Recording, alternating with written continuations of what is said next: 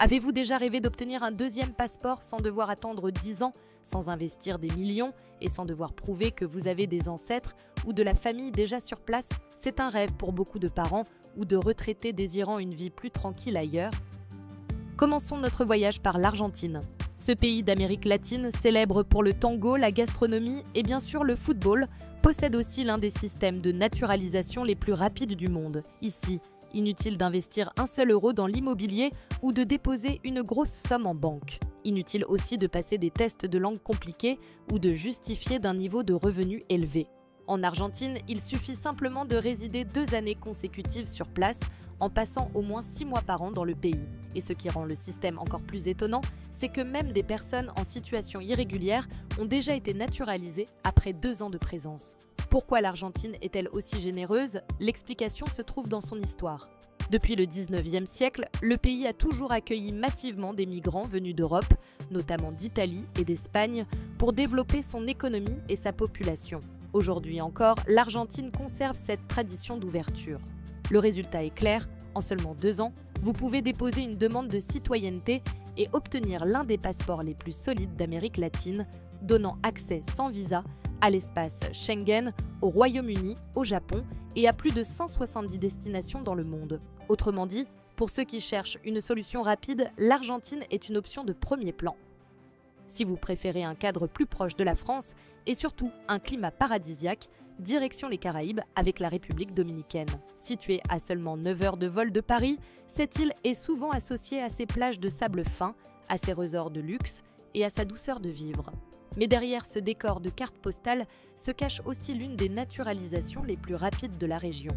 En République dominicaine, vous pouvez obtenir la citoyenneté en seulement 2 ans. La procédure est simple, il suffit d'obtenir un permis de résidence, ce qui se fait facilement avec un petit dépôt bancaire ou un achat immobilier relativement modeste. Ici, pas besoin de millions, quelques dizaines de milliers d'euros suffisent souvent pour remplir les conditions. Mais pourquoi le pays facilite-t-il autant la naturalisation? La raison est économique. Attirer des investisseurs, même modestes, permet de dynamiser l'immobilier et d'injecter des capitaux dans le système bancaire local. Une fois résident, vous êtes libre de vivre sur place ou non, à votre rythme. Le passeport dominicain est parfois critiqué pour sa puissance limitée, mais il donne tout de même accès sans visa à plus de 70 pays. Et avec un visa touristique, il permet aussi de voyager en Europe dans l'espace Schengen. En clair, c'est une excellente option pour ceux qui veulent profiter du soleil des Caraïbes tout en construisant un plan B accessible. Quittons maintenant les plages tropicales pour découvrir un pays beaucoup plus discret, le Paraguay. Situé en plein cœur de l'Amérique du Sud, ce petit État est l'un des secrets les mieux gardés pour ceux qui cherchent une deuxième nationalité. Ici, il est possible de devenir citoyen après seulement 3 ans de résidence. Et le plus beau dans l'histoire, c'est qu'il n'y a pas besoin de vivre sur place à temps plein.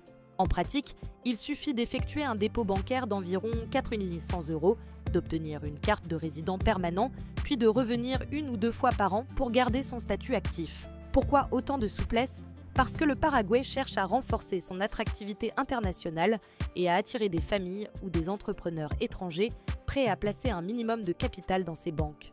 En échange, il propose un système de naturalisation l'un des plus souples du monde. Le passeport paraguayen est très intéressant. Il permet de voyager sans visa dans plus de 140 pays, dont l'Europe, le Royaume-Uni et le Japon.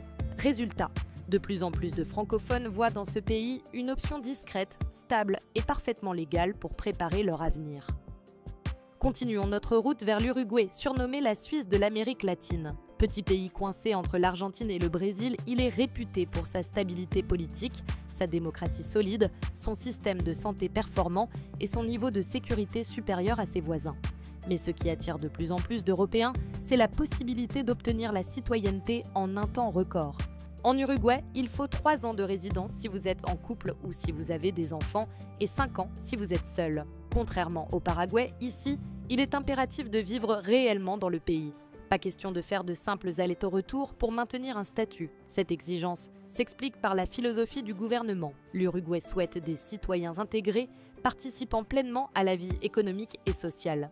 Mais l'effort en vaut la peine. Le passeport uruguayen est l'un des plus puissants du continent, offrant un accès sans visa à plus de 150 pays, y compris toute l'Europe, le Royaume-Uni et bientôt les États-Unis grâce au programme ESTA. Pour beaucoup, vivre en Uruguay, c'est retrouver un mode de vie proche de l'Europe, mais avec moins de pression fiscale, un environnement plus sain et une véritable qualité de vie. Si vous cherchez une option plus proche de la France, mais tout aussi stratégique, intéressons-nous maintenant à la Turquie. Officiellement, pour devenir citoyen turc, il faut vivre 5 ans dans le pays. Mais depuis quelques années, Ankara a mis en place une voie express. Avec un investissement immobilier de 400 000 $ ou un dépôt bancaire de 500 000 $ bloqué pendant 3 ans, il est possible d'obtenir la citoyenneté turque en moins de 6 mois. Pourquoi un tel programme? Tout simplement pour attirer des capitaux étrangers et soutenir un marché immobilier en pleine expansion. Cette solution n'est évidemment pas adaptée à tout le monde, mais pour ceux qui disposent d'un peu de capital, c'est une opportunité unique.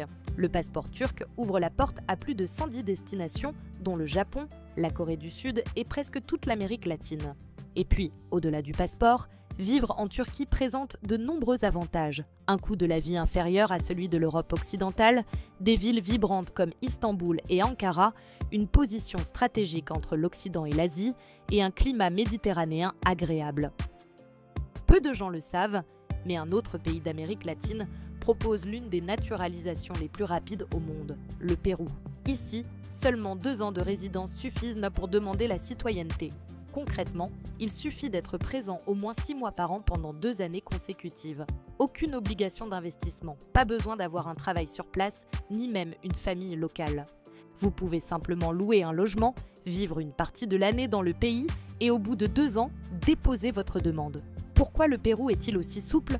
Parce qu'il veut encourager l'installation de nouveaux résidents pour stimuler son économie, notamment dans les secteurs du tourisme et de l'immobilier. Le passeport péruvien permet de voyager sans visa dans plus de 135 pays, y compris l'espace Schengen, le Royaume-Uni et la Corée du Sud. Ajoutez à cela un climat varié, une richesse culturelle immense et une population accueillante, et vous obtenez une option stratégique pour ceux qui veulent une nationalité supplémentaire sans complications. Enfin, terminons ce tour d'horizon en Europe avec un pays proche de la France, le Portugal.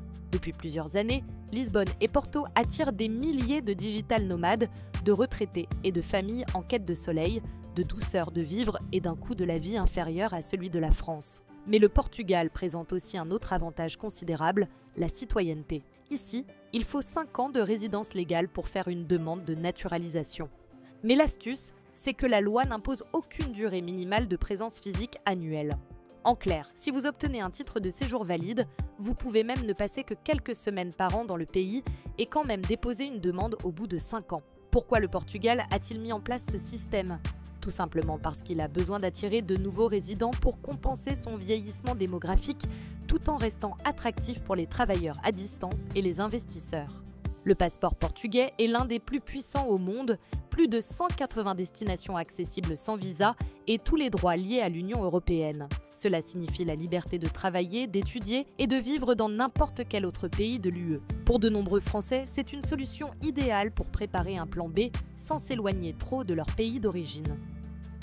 Alors, que retenir de ce voyage à travers l'Argentine, la République dominicaine, le Paraguay, l'Uruguay, la Turquie, le Pérou et le Portugal? Ces 7 pays montrent qu'obtenir une deuxième citoyenneté n'est pas un rêve inaccessible réservé à une élite fortunée. Chacun propose une voie adaptée. Parfois la simple résidence, parfois un petit investissement, parfois une intégration plus profonde.